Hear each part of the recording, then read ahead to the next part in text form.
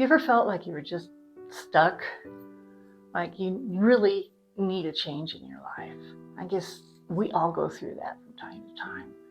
And kind of like if it were your computer, how you could just shut it down and reboot it and start over.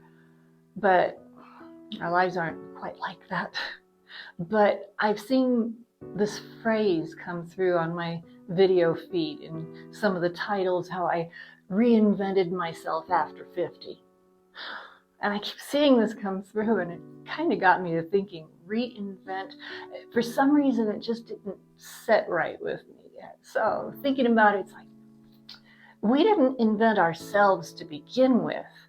So I really don't think we can reinvent ourselves. I mean, we can make changes, of course, and sometimes you can just make some changes in your life superficially that can brighten things up a bit, change our mood. You can paint your bedroom, or if you want to really get ambitious, paint the outside of your house a different color or something, and that can kind of change things. But if you're really feeling stuck and you really feel like it's you and not just your surroundings, then I guess that's why people have been talking about reinventing or finding a different version of themselves. Sometimes I wonder, is that really necessary? Like thinking about, how did we become like we are now? How do things develop in our lives to make us the person that we are now? And of course, we can change ourselves in a way that we make decisions in our lives. And when we make those decisions, then the circumstances around us are changing us. Like you decide to go to school, and then the things that you're learning are changing you, or you decide to get into a relationship, or you decide to get a job. And the decision starts off a series of changes in your life, but you're not reinventing yourself every time. It's just these progressive changes that are making you who you are.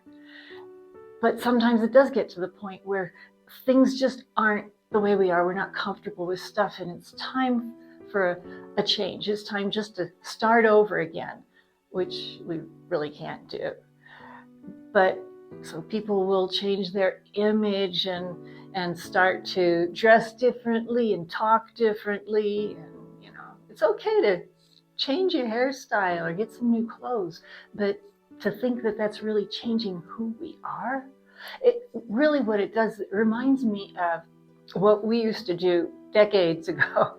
We used to find old furniture that looked pretty bad. We'd get it at thrift stores or garage sales or wherever we could find it, and pay ridiculously low prices for this furniture. It was all painted and beat up because we got pretty good at looking for where the paint was a bit chipped, and we could see what was under that paint, or maybe look underneath the piece of furniture for a place that didn't have paint on it. And sometimes it was just beautiful wood grain. It would be maple or oak or something, and just with layer after layer of paint on it because somebody wanted a fresh look, right? And so we'd buy this furniture and we start peeling off all this paint and stripping it off. And it was really interesting because we would find, as the layers came off, we would recognize when the certain color was trending for people decorating their houses. It's like, oh yeah, I remember back when everybody was painting their stuff rose pink or whatever the color is. And it was always because of some kind of a trend. And eventually we'd get all the paint stripped off, and then we'd have to sand it really well. And then once we'd put the oil on and bring out the wood grain, it was just like, oh, that is so beautiful. I can't even believe why they would want to paint over that. But sometimes when you have something for a long time, you get kind of tired of the way it looks, and there's a new trend out and people are doing this, and so people would start painting their furniture. Now, what I think about is the second coat of paint. When somebody had a piece of painted furniture and it was starting to get a little chipped and beat up, and so they had to make a decision. Basically, do I strip that paint off or do I just paint over it? And of course, it's easier just to put on another coat of paint. And if that happened, then after that, another coat, as sometimes furniture passes from one person to another. And after a while, you just end up with all these coats of paint, and it gets even more chipped and more ugly. it gets to the point to where it does need to come off.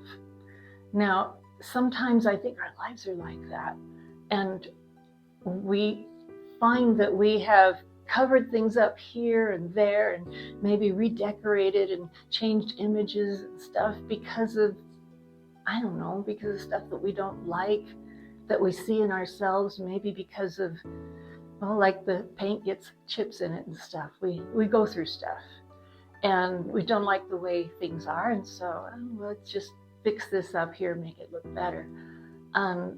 Sometimes when we just look at ourselves, we might not see what's really there. We might not see what's deep down on the inside, and all we can see is just the last thing that happened to us in our lives that maybe made us bitter or changed our temperament a bit. And that does happen.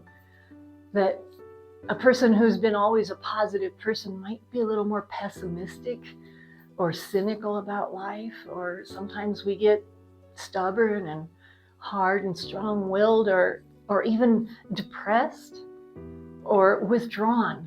And these things can happen because maybe you've been through hurts, maybe somebody's betrayed you, and it's hard to trust people, or perhaps you've gone through loss. Things like that can change the way we respond to life, and sometimes it's easy not to like that person that we think we've become, when actually that's not deep down the real us.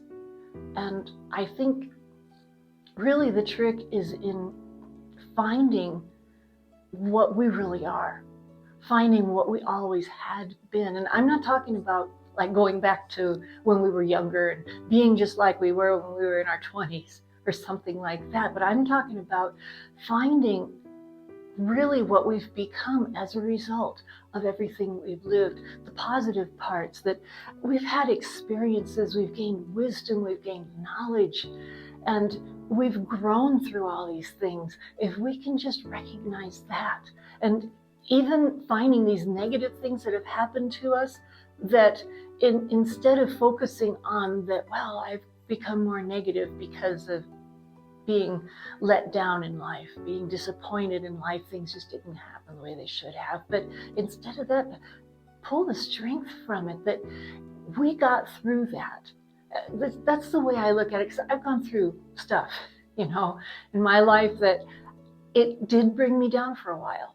But then I just chose to look at it in a different way, that those things I went through, they're gone, they're finished, as long as I close the door on them and don't let them affect me that way, that I can just say, well, I got through it, I got past it, and now things are doing better. And I can face life knowing that I'm not going to repeat that situation again. And if we can just move on and find what we have been and what we've gained from our lives as a result of all of that, I think it really helps also just to ask God to reveal to us what it is that we need to see about ourselves that's real, or even how He sees us. And when you can find out what's really in there, it's just like getting that last bit of paint off and finding that wood grain. It's a beautiful thing.